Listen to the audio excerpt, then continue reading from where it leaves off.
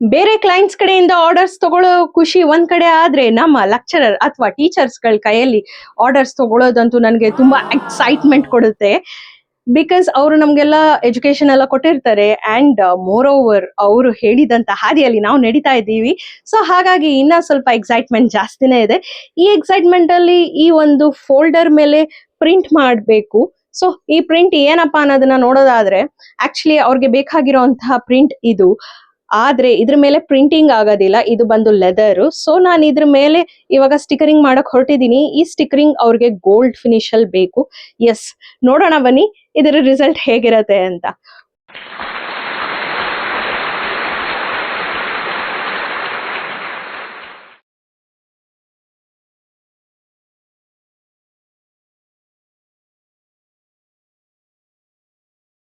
So ನಾನು usually ಹೇಳ್ದಂಗೆ anything and everything is possible in printing.